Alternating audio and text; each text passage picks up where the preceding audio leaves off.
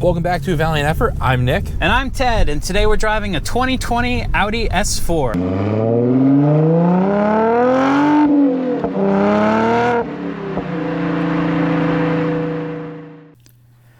What is a high-performance luxury sedan? We'd say it's a competent performer with a focus on speed, stability, and comfort.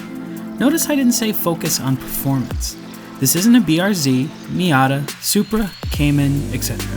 This isn't about a raw driver's car made to carve corners. No, this is about going 110 miles an hour on the highway and feeling like you're holding back. This is about getting out of a car after a 5-hour drive and feeling like, hey, you could go another 5 before you stop for the night.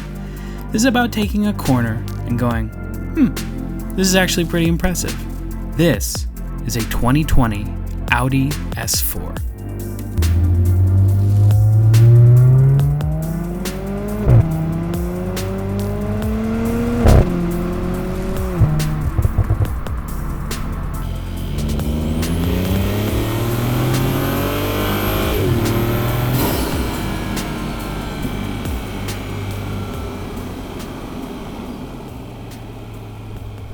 So today is a special day for me because I've always had an affinity for the Audi S4.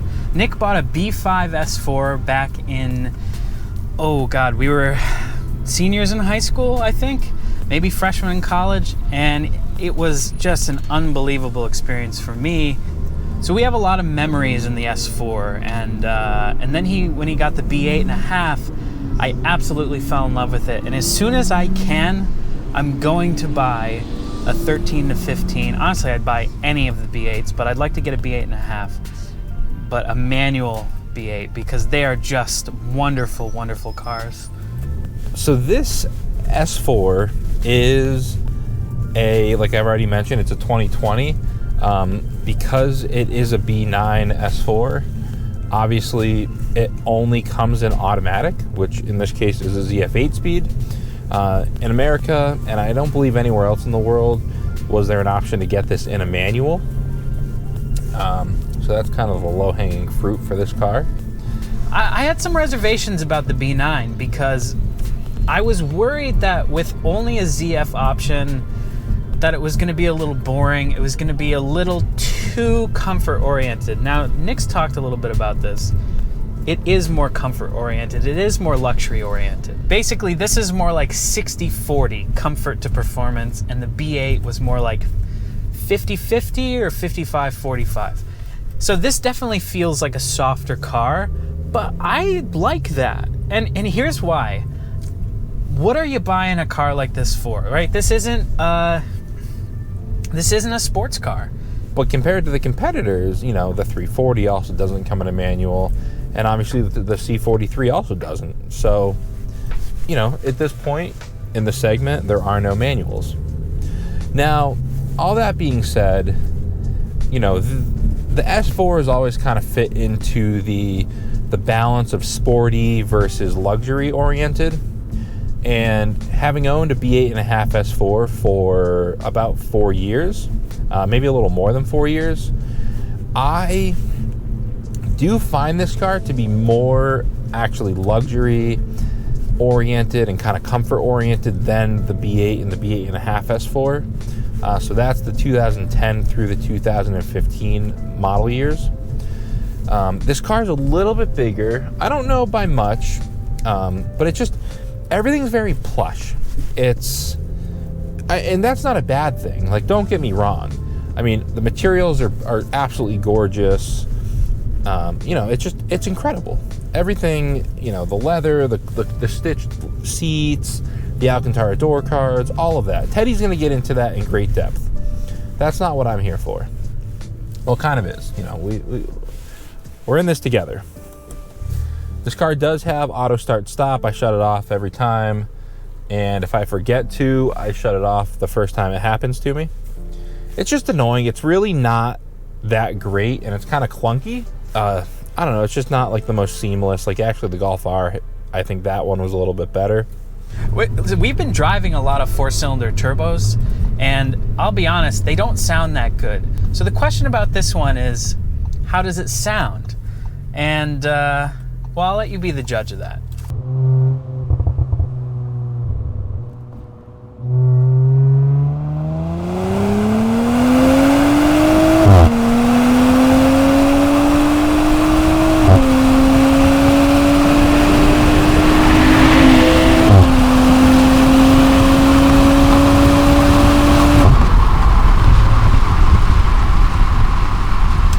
just going to plant my foot as we get on the highway. Ready? We'll go from 20, 3, 2, 1. 50, 60, 70. Oh my God. That's great. Wow. Too fast. Too fast. Did I say 70? I meant 65.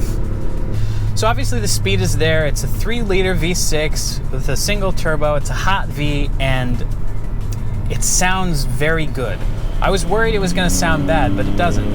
And it's obviously very fast. It's got 350 horsepower, give or take, and you can tune the crap out of it, right? We know this. This is a VAG product. Of course you can tune the crap out of it. But coming from the B8 S4, it's just, it's special in a different way. And it's just not a car that I think you kind of take out and want to go spend a day driving.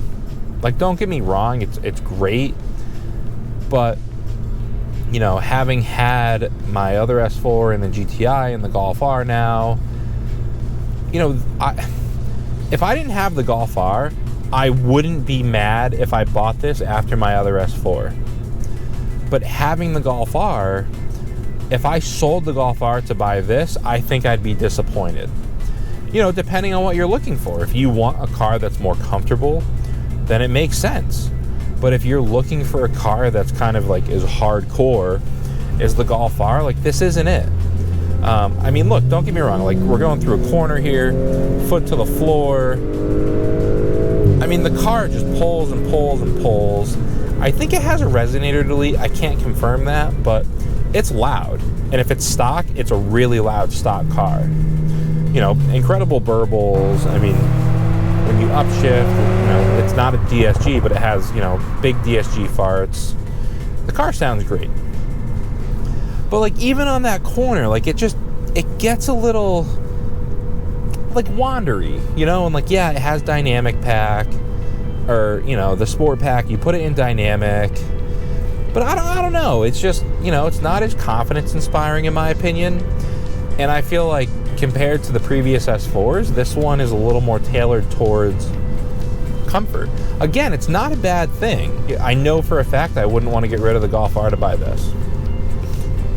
You know, if I had to drive 300 miles a day, I'd buy this in a heartbeat. Speed is good.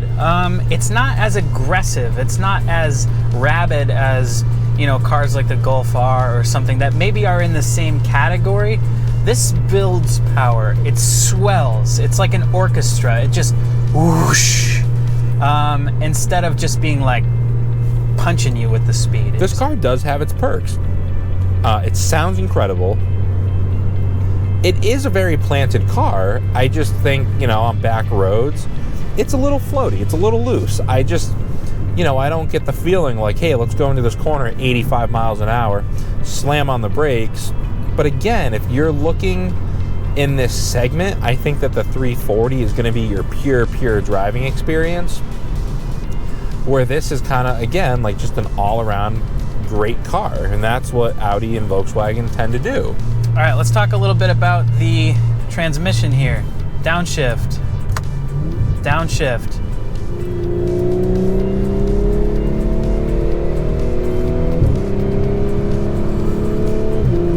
Oh my gosh. All right, here's the thing about this car. You can't feel if you're going 100 miles an hour. Now, obviously, I wasn't going 100 miles an hour.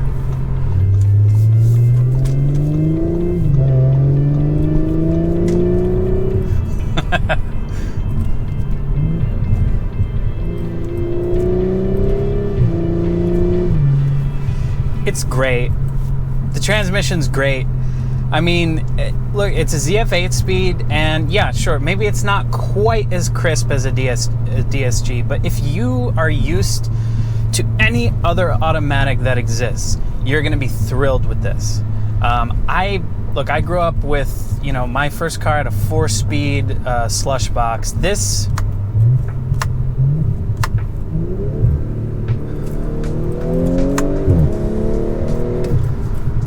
I mean, you're hearing that, right? I mean, that's like that. Is it a PDK? No. Is it a DSG? No.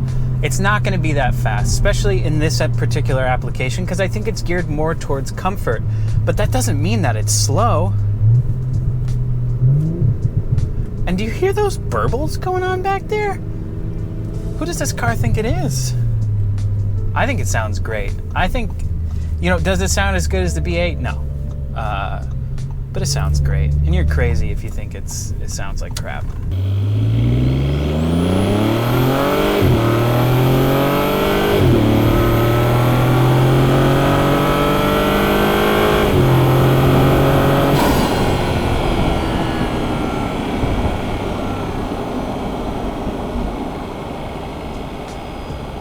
The S4 is not some kind of performance monster. It's definitely capable and quick, but it's a little loose in the corners, and its power delivery, though optimal for highway passing, is not quite as aggressive and exciting as some competitors, including the Golf R we recently drove. That said, this car really shines when it comes to interior design and material quality. The carbon fiber, the leather, the quality of the plastics, everything is just great. It really is. I mean, these red seats, the leather, everything, just the fit and finish is just great. And look, we like a basic interior as much as anyone else. We love the Taos, we love the Corolla. We're going to be reviewing a new Civic soon. What we like about that is how simple and easy to navigate those interiors are. You know where everything is. It's not a T84 math calculator, right? It's just, here's the things that I want, right? Like right here is my temp. These buttons are really nicely finished. There's like an aluminum finish on them. Your heated seat buttons, everything just feels good to touch. And I'd like to turn my heated seat off because it's quite hot out today. Everything just feels pretty good. And everything is right where you expect it to be. And I really like that. Nothing is like, where is this? Is it buried in a menu? I can't find it. Everything's right here. And that is what we like about those simple cars. But what Audi has done is made that simple interior from like the Taos, and they have made it beautiful. They've made it luxurious. They've made it a nice place to be at this price point. And I would say even above this price point, this is a nice interior. New stuff is cool. $150,000 car, an S-Class, right? They can experiment with new technology, like cutting edge. Because those cars cost so much that one, the people who buy them aren't going to care when that stuff breaks because they'll just get it fixed. And two, they have enough R&D budget to make it work. In a car that's $60,000, you're just not going to be able to have that stuff work, which is why sometimes it's nicer to have simpler. Simpler is often better. And at the end of the day, this is simple, but everything is nice. Nothing is like, why would they do that? Nothing is like that. Everything makes sense. Everything is thought out. And the steering wheel, this is not an S4 specific thing. This is an Audi thing, but this is the nicest steering wheel in the business for this price range. I think Porsche might have a nicer wheel, but I don't think there's anything that looks better than this. The small airbag cover, it's just such a classic looking design. If you want this awesome flat bottom wheel, for some reason, Audi ditched it in the 2021 model year. So this 2020 is the last year you can get that. I think that's a little weird, but that's what they decided to do. Okay, seats are great, really comfortable. They're not as squishy as I might like, but that doesn't really take away from the comfort somehow. And the B8 was like this too. There's not as much plushness to them, but you can adjust them in every way that actually matters, right? It's not like you have 420 adjustable ways and like most of them are kind of the bullshit, like, why does that part of the seat move? That doesn't make any sense at all. That's not making me any more comfortable. Everything that makes sense to move, moves, and that's basically that. The few negatives that come, despite how much I've raved about the interior, here's a couple of negatives. Who designed the cup holders? Why are they here? And you can see, we'll show you some shots here. They come up, and if you have any mildly tall drink, they bump up against the buttons, or they block the lower level of buttons. Why would you do that? You've designed everything impeccably, and then you are just like, oh, we forgot the cup holders, guys. Where should we put them? Oh, probably in the most inconvenient spot imaginable. And look, I mean, it's fine. is it gonna prevent me from driving the car? No. Or buying the car? No. My salary will prevent me from buying the car. But no, the cup holders won't. You get used to them, but it is dumb. And if I had to nitpick, that's what I would say. So Mercedes is known for comfort and quality, but I just don't think, I mean, if you sit in these cars, and I encourage you to do so, cross-shop them. Cross-shop the C43, cross-shop the 340. I think if you sit down in this one, you might come away with, wow, this is actually better. It's hard to express just how nice this interior is for the money. Granted, this is fully optioned, but even with that in mind, we still think the S4 has a higher build quality and design than both the equivalent BMW and Mercedes. Some brand loyalists may have a tough time with that, but we're just calling it as we see it. Now, buying a B9 S4 requires some background as the model has changed multiple times in its 4 years on the market. Let's let the Audi man himself explain. The B9 S4 actually came out in America in 2018. The A4 was a little bit earlier than that. I think that was 2017. But if you're looking these up and you kind of want to buy a B9 S4 with the V6 3-liter turbocharged engine, not the supercharged, you're going to go to cars.com, Auto Trader, Car Gurus, Auto Tempest, whatever you want, and you're going to look up a 2018 through the newest model year. And you're going to be really confused because there's 3 models. So in 2018, that was the original one. Essentially same interior. The exterior is vastly different. The digital dash is going to have, I'd say, more of like a traditional tachometer and looking thing, where this kind of has like the hockey puck performance screen. The other biggest difference is going to be the MMI. And the MMI on that car still used Audi's scrolly wheel. It didn't have a touchscreen, so this is all touchscreen, and that's, I think one of the biggest reasons you'd want to step up to a 2020. The 2019 is going to be kind of a curveball too, because it was actually a baby facelift. And the exterior of the car is a little different, the front bumper, the rear bumper. Other than that, everything's the same. So the interior is going to be the same as the original in 2018. Then 2020 is going to be a full facelift, all new headlights, all new taillights. I think it's a little bit more of a classic design, but part of me does like the 2018 and the 2019 look because it's a little more aggressive. I think it stands out a little bit more. This car definitely falls under the category of a sleeper, even more so. So in 2020, like I already said, you get an updated MMI system. So all of this is touchscreen. In 2020 anyways, it still isn't wireless CarPlay.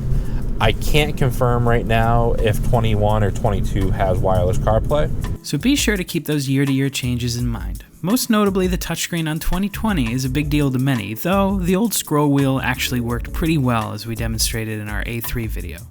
Now, time to wrap this up.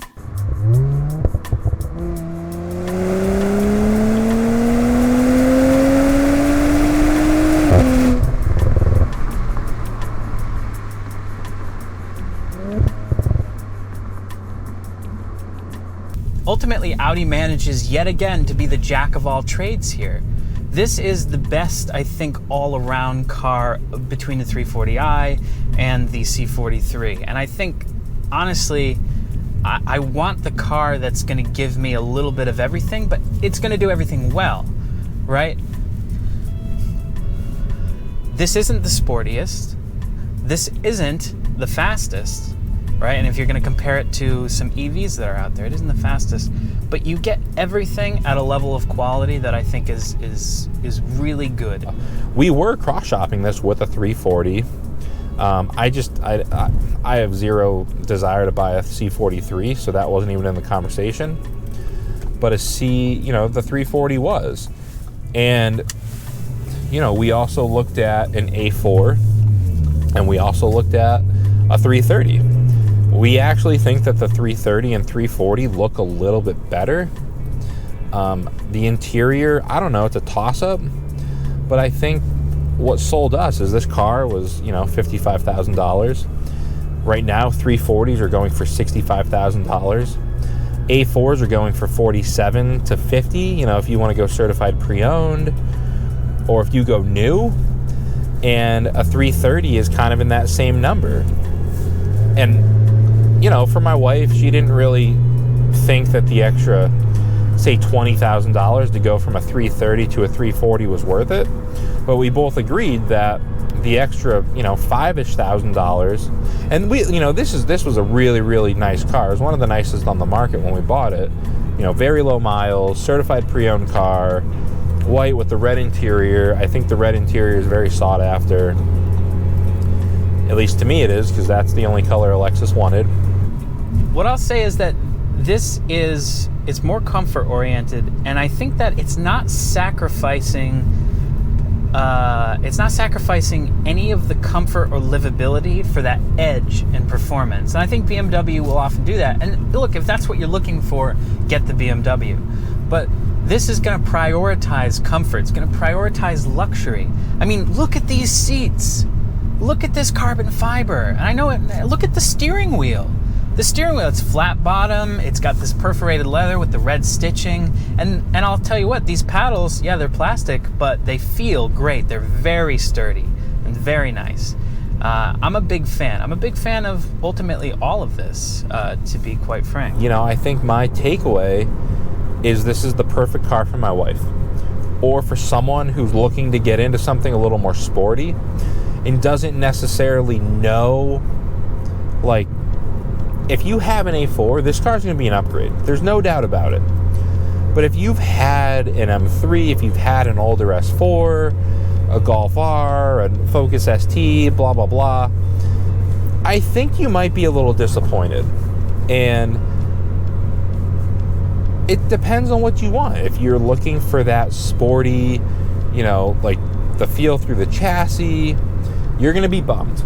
Okay? Like, you just are. But if you're willing to give up some of that for a far superior, you know, interior and luxury, like, you're going to be over the moon. I mean, it's incredible. Like, I want this car to shine where it should shine, and I think that's the interior. Like, look, you know, the performance is great. The car accelerates fast. It, you know, really nice brakes, blah, blah, blah. But I think that really this car is just meant for the more luxury side with just a dash, just a baby dash of performance and handling. And that's how I feel.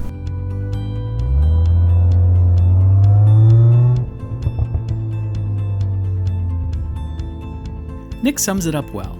It really is a luxury-oriented vehicle with some performance credentials. For $60,000 new, you get phenomenal tech, reasonable reliability, a gorgeous interior that we think is top of its class, and though it's not a performance vehicle per se, you get some nice noises and maybe more than a dash of speed to keep you entertained.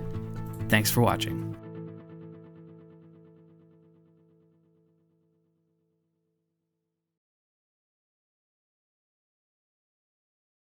I'm gonna do another.